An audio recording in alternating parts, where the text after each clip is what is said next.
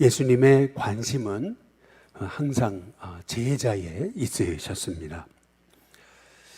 예수님은 공생의 사역 중에 가장 많은 시간을 제자들과 함께 보내셨고, 또한 제자를 가르치고 양육하는 데 사용하셨던 것을 볼 수가 있습니다. 심지어는 예수님 십자가에 죽으시고 부활하신 40일간의 이 땅에 계셨던 기간 동안에도 예수님은 그 귀중한 40일이라는 시간을 제자들을 만나서 사명을 주시고, 그리고 그들을 다시 일으켜 세우시는데 오로지 사용하셨던 것을 볼 수가 있습니다.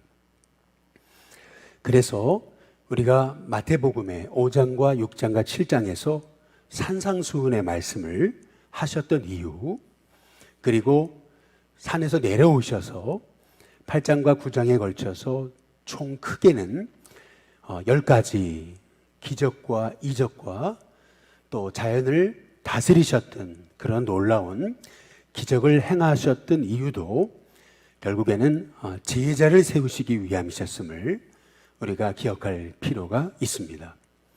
마태복음의 8장과 9장에 걸쳐서 총 10가지 재앙을, 10가지 이적과 기적을 행하시면서 예수님은 3가지 기적을 행하시고 나를 따르는 제자에 관한 삶을 예수님께서는 말씀하셨고, 또 3가지 기적과 이적을 행하신 다음에 또 나를 따르라 하셨던 것을 볼 수가 있습니다.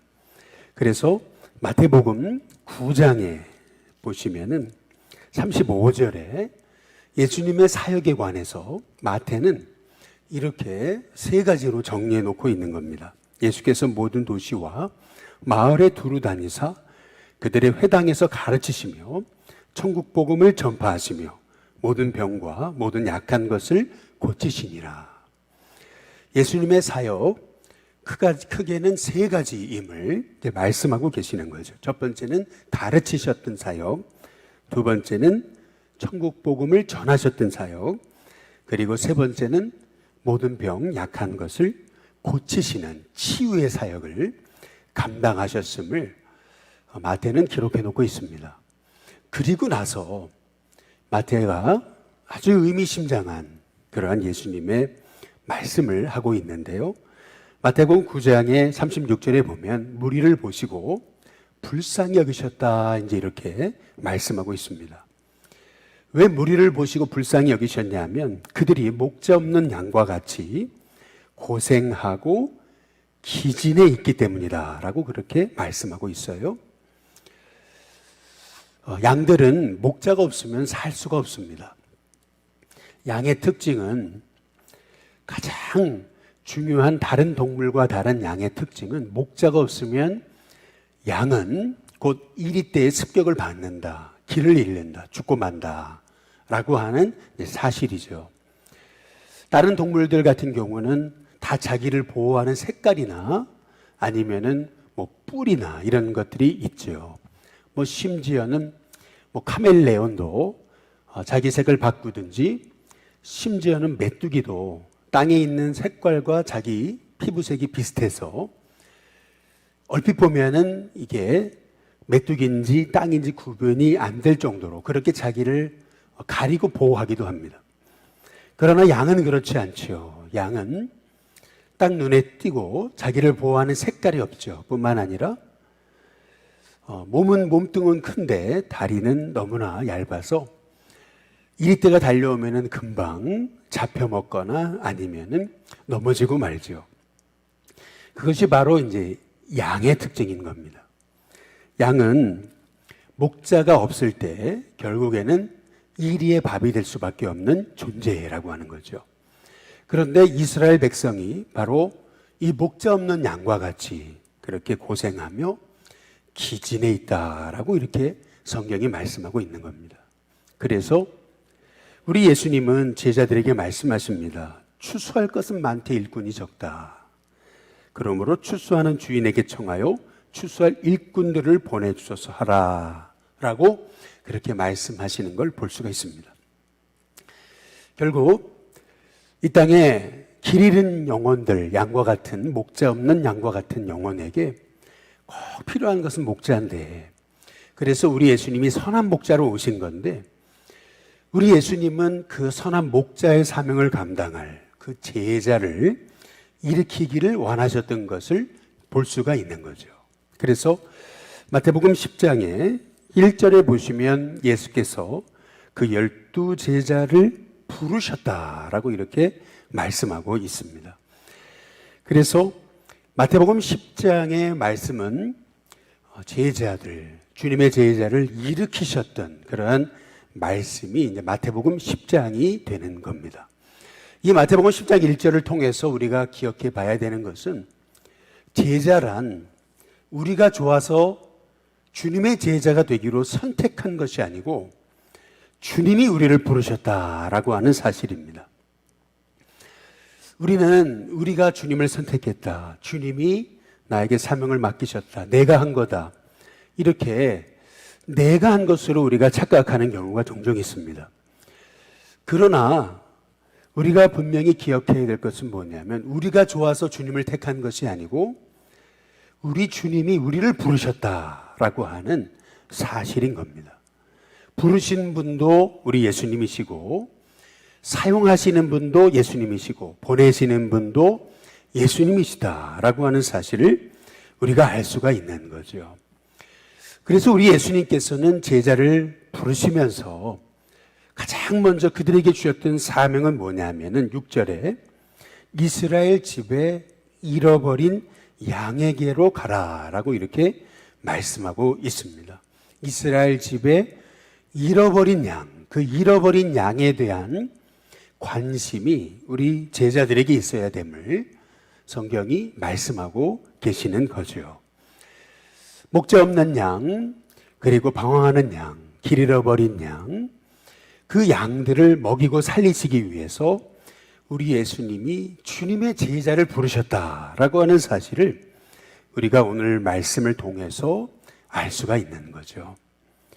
저와 여러분이 주님이 부르신 제자라면 우리의 관심이 길 잃어버린 양, 그리고 방황하고 또 낙심해 있는 그 양들에게 우리의 관심과 또 기도가 있게 되기를 주님의 이름으로 축복합니다. 그 양을 살리고 양을 먹이고 양을 일으키기 위해서 우리 예수님이 제자를 세우셨던 것을 알 수가 있는 거죠. 그 제자들이 그 양들을 찾아가서 선포해야 될 첫 번째 말씀, 그것은 7절에 보니까 전파하여 말하되 천국이 가까웠다라고 선포하라고 말씀하고 있습니다. 우리가 말해야 되는 것, 그것은 뭐 열심히 살아라, 착하게 살아라, 성공해라 라고 하는 그러한 말씀이기보다는 우리가 선포해야 될 말씀은 바로 저 하늘나라의 비밀, 천국의 비밀, 구원의 비밀을 증거하는 하나님의 종이 되어야 됨을 우리가 오늘 말씀을 통해서 알 수가 있습니다. 결국 이 땅의 문제는 먹고 사는 문제가 아닌 이 땅의 문제는 죽고 사는 문제라고 하는 사실을 알 수가 있습니다. 우리가 자꾸 착각하고 우리가 잃어버리는 사실은 뭐냐 하면 결국 우리는 죽을 수밖에 없는 존재라고 하는 사실입니다. 뿐만 아니라 우리 인생이 긴 것 같아 보여도 눈 깜짝할 사이에 지나가는 주님이 부르시면은 언제든지 우리가 인생의 모든 것을 내려놓고 주님 앞에 가야 되는 존재임을 우리가 너무 잊고 산다라고 하는 사실입니다. 그래서 우리가 이 땅에서 주님의 제자라면 우리가 잊지 않고 그리고 늘 주목하면서 바라보고 살아야 되는 것은 바로 천국이라고 하는 것을 알 수가 있는 거죠. 그래서 우리 예수님의 제자를 잃어버린 양들에게 보내시면서 그들에게 전파하면서 그들에게 선포해야 될 말씀, 그것은 바로 천국이 가까웠다, 천국에 관한 말씀임을 우리 예수님께서 말씀하고 계시는 거죠.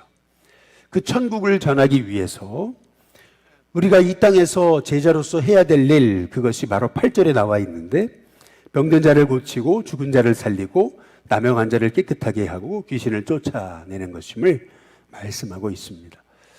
다시 말하면 주님의 제자에게 우리 예수님은 주님의 권세를 허락하셨는데 그 주님의 권세를 사용해서 이 땅을 치유하는 하나님의 종이 되어야 됨을 말씀하고 있습니다. 우리가 들어가는 자리에 생명이 치유받고 변화받는 역사가 있음을 기억하면서 우리가 늘 예수님의 이름의 권세를 사용해서 이 땅의 영혼을 치유하는 하나님의 종들이 될 수 있기를 주님의 이름으로 축복합니다. 그런데 8절에 보시면 끝에 이런 너무나 중요한 말씀을 우리에게 주십니다. 너희가 거저받았으니 거저줘라 라고 이렇게 말씀하고 있습니다. 우리가 구원받은 것은 우리가 어떤 값을 내고 구원받은 것이 아니고 오직 예수님의 십자가의 피로 값없이 우리가 구원받은 거 아니겠어요? 이 천국이라고 하는 엄청난 복을 받은 것은 우리의 착한 행실이나 아니면 우리의 잘남이 아니라 예수님의 값없이 우리에게 허락하신 그 구원의 은혜로 인해서 우리가 구원받은 거 아니겠어요? 우리가 이렇게 값없이 구원받았다라는 것을 안다면은 마찬가지로 우리도 값없이 이 복음의 은혜를 나눠주는 하나님의 종이 되어야 됨을 우리 예수님께서 말씀하고 계십니다. 거저받았으니 거저줘라 라고 하시는 말씀, 이것이 바로 주님의 제자의 가져야 될 마음의 고백이라는 것을 알 수가 있습니다.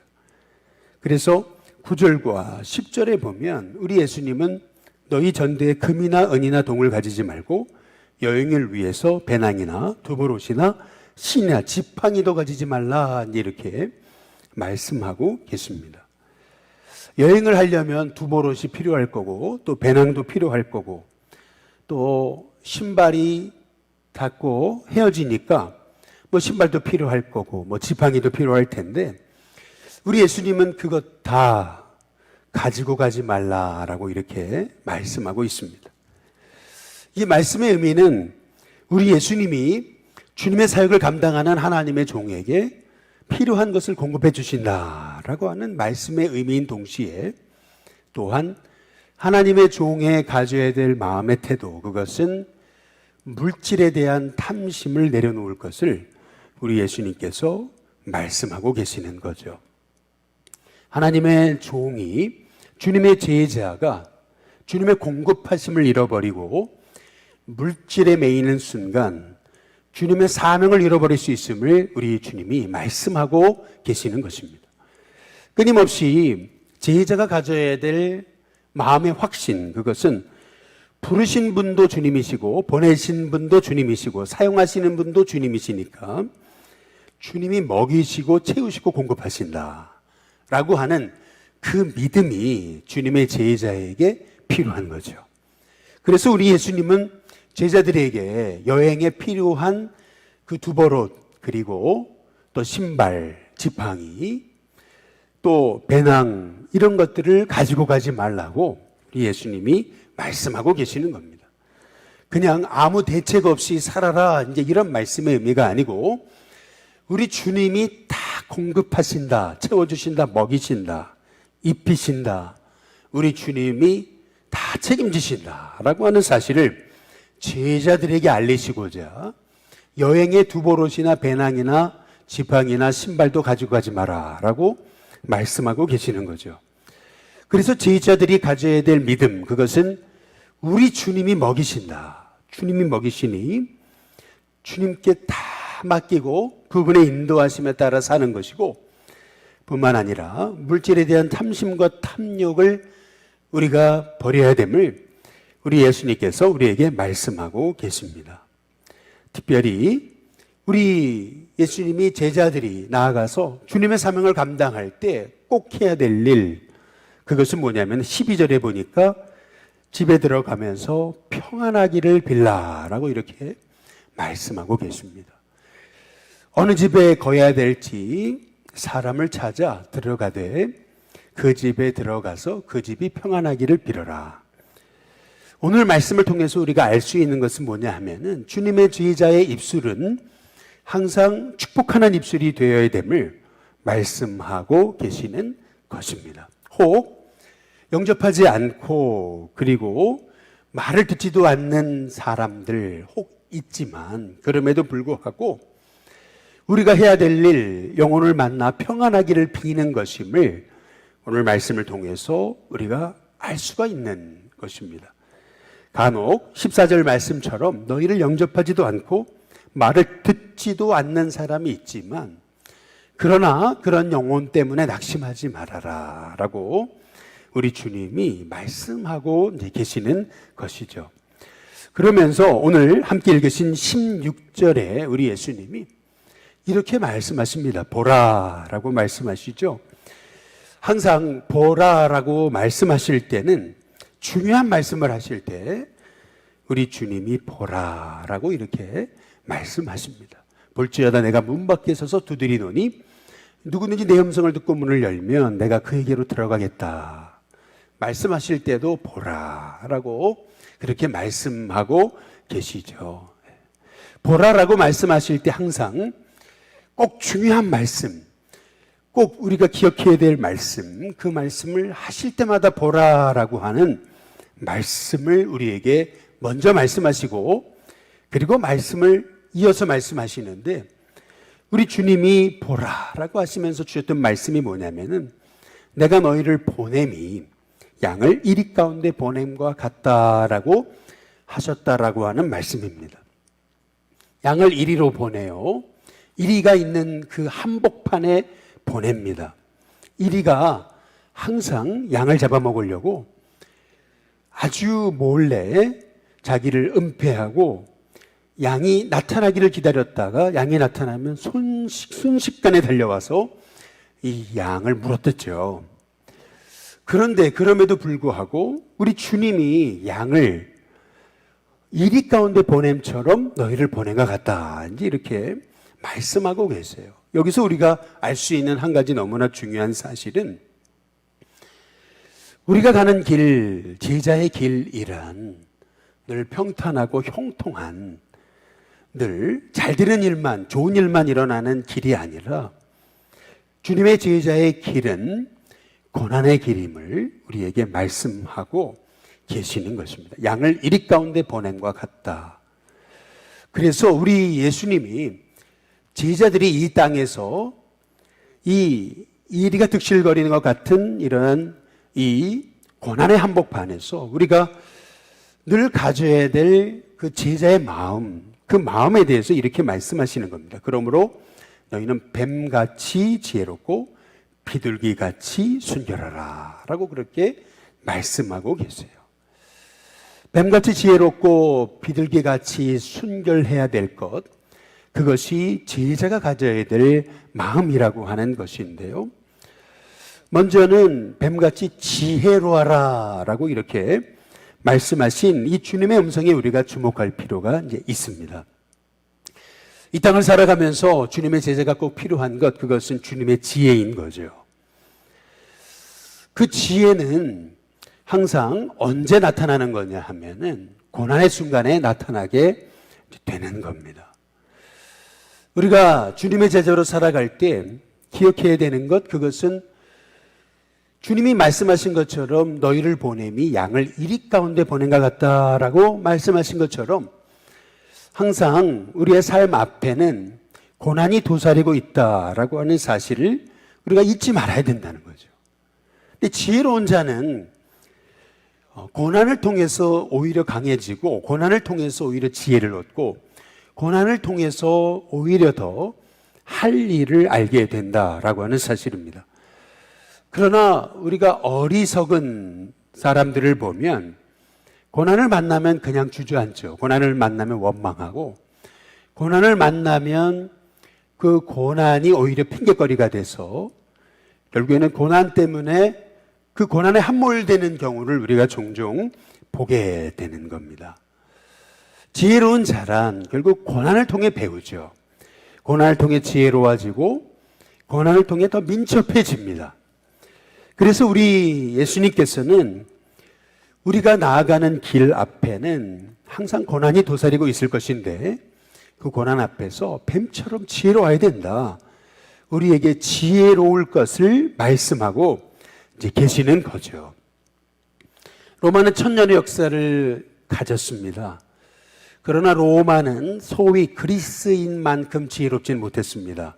카르타고만큼 강하지를 못했습니다. 에르투리아인만큼 그렇게 능력이 있질 않았습니다. 그럼에도 불구하고 로마는 천년의 역사를 자랑한 거죠. 아테네처럼 엄청난 지혜가 있질 않았습니다.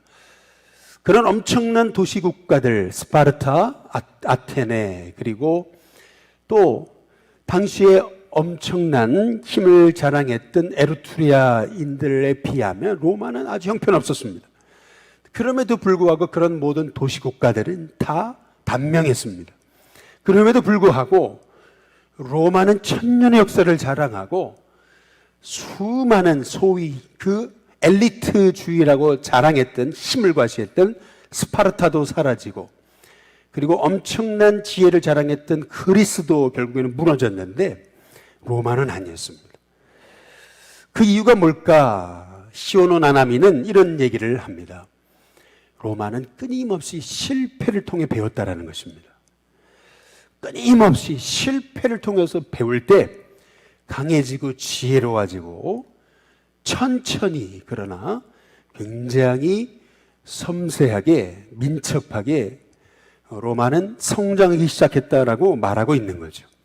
마찬가지로 우리가 이 땅을 살아가면서 주님의 제자로서 고난이 없기를 바란다면 그건 미련한 거죠.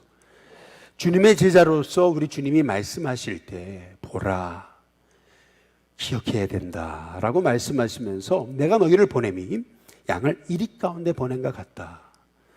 항상 주님의 제자는 고난 앞에 서 있다라고 말씀하고 계시는 겁니다. 그렇기 때문에 주님의 제자라면 뱀처럼 지혜로워야 된다. 그 지혜는 어디서 나오는 거냐면은 고난 앞에서 나옵니다. 그래서 17절에 보면 사람을 삼가라. 그들이 너희를 공회에 넘겨주겠고 그들이 회당에서 채찍질할 것이다 라고 그렇게 말씀하고 계시죠.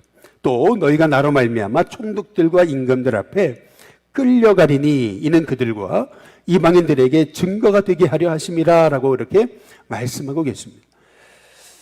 초대교회는 이 말씀대로 공회에 끌려갔고 채찍질 당했습니다. 또한 사도 바울도 총독에게 붙잡혀가서 임금들에게 붙잡혀가서 고난당하고 신문당했던 것을 볼 수가 있죠. 그러나 그럼에도 불구하고 오늘 여기 18절 말씀처럼 이는 그들과 이방인들에게 증거가 되려 하심이라 라고 이렇게 말씀하시잖아요. 오히려 고난을 통해서 초대교회는 더 부흥했고 고난을 통해서 사도 바울은 복음을 전했던 것을 볼 수가 있는 거죠. 이 말씀 그대로 성취되었던 것을 볼 수가 있습니다. 우리가 주님의 제자라면 끊임없이 순간순간 고난을 만날 때 낙심하기보다는 내 안에 계신 성령님 나에게 말씀하옵소서 우리가 기도하면서 오늘 19절처럼 너희를 넘겨줄 때에 어떻게 또는 무엇을 말할까 염려하지 말라고 말씀하시잖아요. 그때 너희에게 할 말을 주시는데 말하는 이는 너희가 아니고 너희 속에서 말씀하시는 이곳 너희의 아버지 성령이시다라고 이렇게 말씀하고 계십니다. 끊임없이 주님의 제자는 뜻하지 않은 인생의 환경 앞에 서게 될 터인데 그러나 그때마다 성령님이 함께 하셔서 무엇을 해야 될지 무엇을 말해야 될지 무엇을 선택해야 될지 알려주실 거라고 하는 말씀입니다. 우리가 이 땅을 살아가면서 주님의 제자라면 고난 때문에 낙심할 것이 아니고 오히려 고난 중에도 함께 하시고 우리에게 지혜를 주셔서 무엇을 말하고 생각하고 무엇을 판단하고 결정해야 될지 끊임없이 우리에게 알려주시고 보여주시는 그 성령님을 의지하면서 성령을 따라서 살아가는 주님의 제자가 되어야 될 줄로 믿습니다. 뿐만 아니라 오늘 여기 16절에 보시면 뱀처럼 지혜롭고 비둘기같이 순결해야 될 것을 우리에게 말씀하고 계세요. 주님의 제자라면 당연히 우리 하나님이 거룩하신 것처럼 우리도 거룩해야죠. 그것이 주님의 제자의 가장 중요한 트레이드 마크임을 우리에게 말씀하고 계십니다. 22절에 보면은 또 너희가 내 이름으로 말미암아 모든 사람에게 미움을 받을 것이다 이렇게 말씀하고 계시잖아요. 그러나 끝까지 견디는 자는 구원을 받는다. 우리 주님이 말씀하고 계세요. 항상 제자의 마음은 종말론적인 시각이 필요하다라고 말씀하고 계시는 겁니다. 항상 주님이 언제 오실지 모릅니다. 주님이 오늘 밤에 오실지 모르고 주님이 곧 오십니다. 이 믿음을 가지고 주님의 제자는 항상 끝까지 믿음을 지키면서 주님의 복음을 전하는 주님의 종이 되어야 됨을 오늘 말씀을 통해서 말씀하고 계시는 거죠. 복음 전하지 않으면 환난도 없습니다. 그냥 착하게 그냥 세상과 동화되어 살면 고난이 왜 있겠습니까? 그러나 복음 전해야 하는 하나님의 사명이 우리에게 있기 때문에 복음을 전하다가 하나님의 종은 고난당하게 마련이죠. 그러나 그럼에도 불구하고 우리는 그 순간마다 뱀처럼 지혜롭고 비루같이 순결하게 하나님 말씀 전하면서 끝까지 이 구원의 복음을 증거하며 살아갈 때 결국 우리 주님이 칭찬하시는 하나님의 종으로 승리하는 귀한 종들이 되게 될 줄로 믿습니다.